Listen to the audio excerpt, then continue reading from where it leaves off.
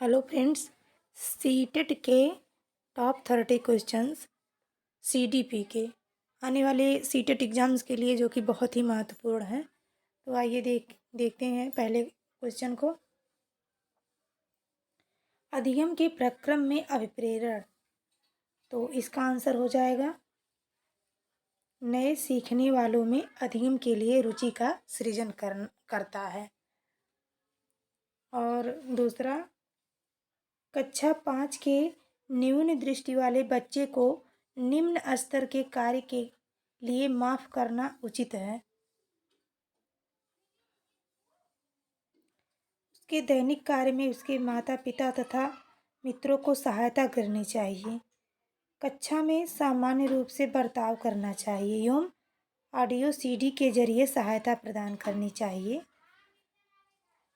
कक्षा में विशेष बर्ताव करना चाहिए। तो इसमें से आंसर हो जाएगा कि कक्षा 5 के न्यून दृष्टि वाले बच्चे को जो है कक्षा में सामान्य रूप से बर्ताव करना चाहिए एवं ऑडियो सीडी के जरिए सहायता प्रदान करनी चाहिए। अगला क्वेश्चन है,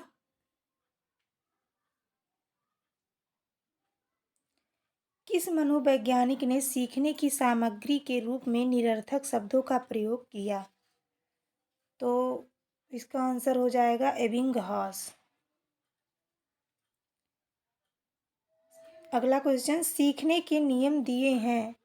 तो सीखने के नियम जैसा कि आप सभी लोग जानते हैं, थॉर्नडाइक।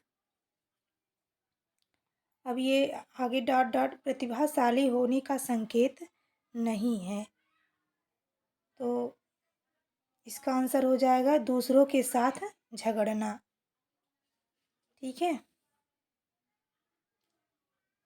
दूसरों के साथ झगड़ना।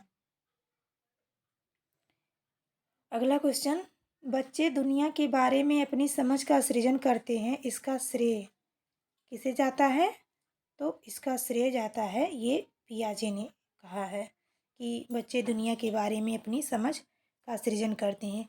ये वेरी वेरी इम्पोर्टेंट है ये वाला क्वेश्चन। आगे देखते हैं, कोमल शिल्प उपागम संबंधित है। तो ये संबंधित है मनोवैज्ञानिक सिद्धांतों के अनुप्रयोग से।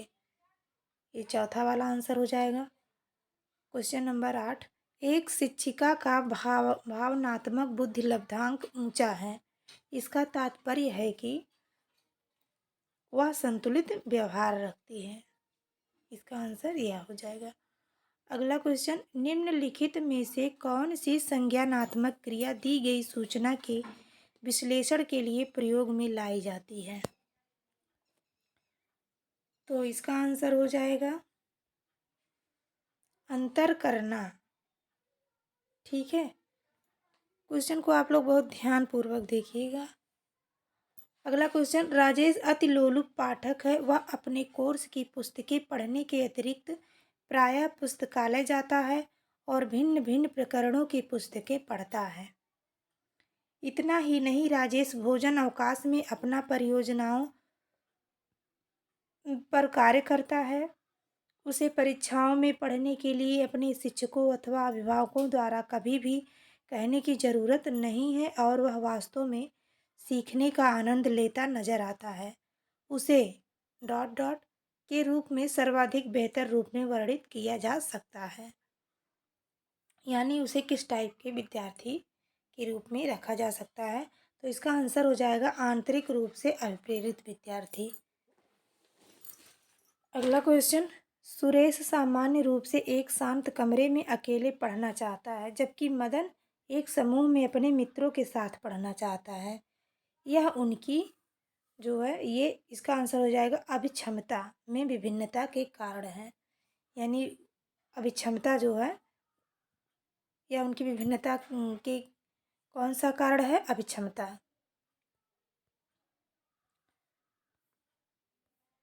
अगला क्वेश्चन देखते हैं, भारत में भाषिक विभिन्नता बहुत है।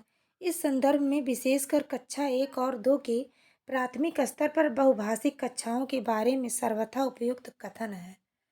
तो इसका आंसर हो जाएगा शिक्षक को सभी भाषाओं का सम्मान करना चाहिए और सभी भाषाओं में अभिव्यक्ति के लिए बच्चों को प्रोत्साहित करना चाहिए।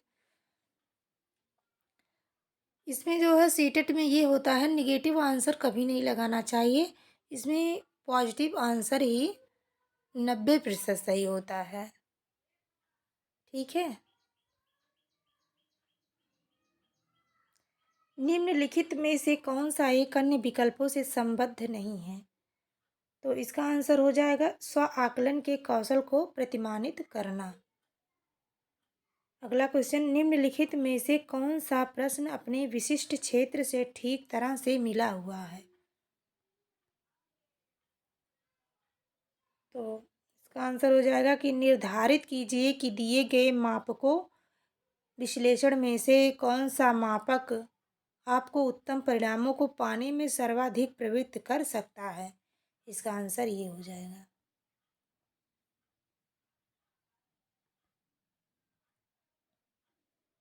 अगला क्वेश्चन, पियाजे की संज्ञानात्मक विकास के चरणों के अनुसार इंद्रिय गामक, जिसे संवेदी प्रेरक भी कहा जाता है, अवस्था किसके साथ संबंधित है? ये वेरी इंपॉर्टेंट क्वेश्चन है, इसको आप लोग रट लीजिए। तो इसका आंसर हो जाएगा अनुकरण, स्मृति और मानसिक निरूपण। ठीक है। अगला क्वेश्चन, कोहलबर्ग के अनुसार शिक्षक बच्चों में नैतिक मूल्यों का विकास कर सकता है। तो इसका आंसर हो जाएगा नैतिक मुद्दों पर आधारित चर्चाओं में उन्हें शामिल करके। चौथा, अगला क्वेश्चन, नर्सरी कक्षा से शुरुआत करने के लिए कौन सी विषय वस्तु सबसे अच्छी है? तो ये तो सबको पता होगा कि परिवार सबसे ज़्यादा, मेरा परिवार, इसका आंसर ये हो जाएगा। अगला क्वेश्चन, प्राथमिक कक्षा में सकारात्मक वातावरण निर्मित करने के लिए एक शिक्षक को मतलब क्या करना चाहिए? तो इसका आंसर हो जाएगा समूह गतिविधियों के दौरान समाज मिति के आधार पर उन्हें अपने समूह बनाने की अनुमति देनी चाहिए। इसका पहला वाला सही हो जाएगा। अगले क्वेश्चन को देखते हैं, मूल्यांकन का उद्देश्य है। तो इसका आंसर हो जाएगा जिन बालकों को उपचारात्मक शिक्षा की आवश्यकता है उनकी पहचान करना।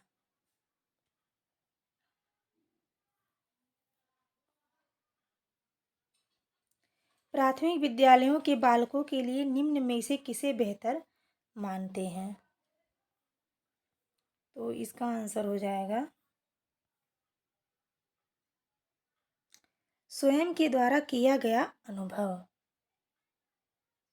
और देखिए, निम्नलिखित में से कौन सा सीखने के लिए अधिकतम रूप से अभिप्रेरित करता है? तो इसका आंसर हो जाएगा लक्ष्यों को प्राप्त करने में व्यक्तिगत संतुष्टि। अब अगले क्वेश्चन को, क्वेश्चन नंबर 22, 16 वर्षीय बच्चा बुद्धि लब्धि परीक्षण में 75 अंक प्राप्त करता है, उसकी मानसिक आयु मतलब कितनी होगी? तो इसको आप लोग PMA/CA करके इसको लगा सकते हैं और इसका आंसर हो जाएगा 12। जटिल परिस्थिति को संसाधित करने में शिक्षक बच्चों की सहायता कर सकता है।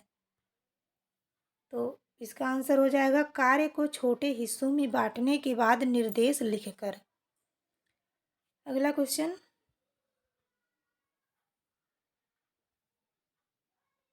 विद्यार्थियों से यह अपेक्षा करना कि वे ज्ञान को उसी रूप में पुनः प्रस्तुत कर देंगे जिस रूप में उन्होंने उसे ग्रहण किया है।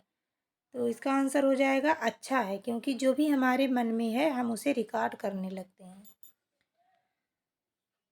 अगला क्वेश्चन, किस अधिगम मनोवैज्ञानिक ने बाल अधिगम विकास में पुरस्कार को महत्व नहीं दिया है? तो ये हो जाएगा गुथेरी नामक मनोवैज्ञानिक। निम्नलिखित में से किस एक से शिशु के अधिगम को सहायता नहीं मिलती है? तो इसका आंसर हो जाएगा स्कूल का बस्ता।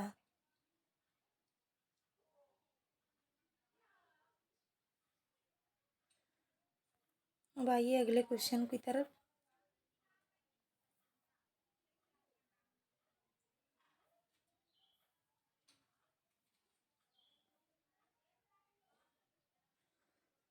स्वकेंद्रित अवस्था होती है बालक के 3 से 6 वर्ष तक। इसको क्या कहा जाता है? स्वकेंद्रित अवस्था। बहुबुद्धि सिद्धांत को वैध नहीं माना जा सकता क्योंकि, तो इसका आंसर हो जाएगा विशिष्ट परीक्षणों के अभाव में भिन्न बुद्धियों का मापन संभव नहीं है।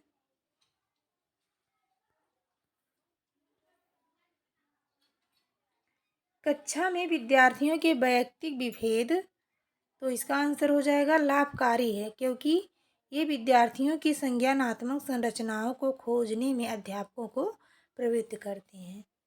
अगला और लास्ट क्वेश्चन, विद्यालय आधारित आकलन प्रारंभ किया गया था ताकि, इसका आंसर हो जाएगा सभी विद्यार्थियों के संपूर्ण विकास को निश्चित किया जा सके। तो फ्रेंड्स, ये 30 क्वेश्चंस जो कि बहुत ही इम्पॉर्टेंट हैं, इसको आप लोग अच्छे से देख लेना। और चैनल पर अगर आप नए हैं तो चैनल को सब्सक्राइब और लाइक ज़रूर कर दीजिए। एक बात और, ये जो है इस चैनल पर सीटेट का क्लास भी आपको प्रोवाइड किया जाएगा, और तो और इसके साथ ही साथ एनसीईआरटी जो मैं अपलोड करती हूँ आप लोगों के लिए, 6 का तो पूरा हो चुका है, अब क्लास 7th का मैं अपलोड कर रही हूँ चैप्टर वाइज, तो उसको भी आप देखते रहिए और चैनल को ज़रूर सब्सक्राइब कर लीजिए। Thanks for watching.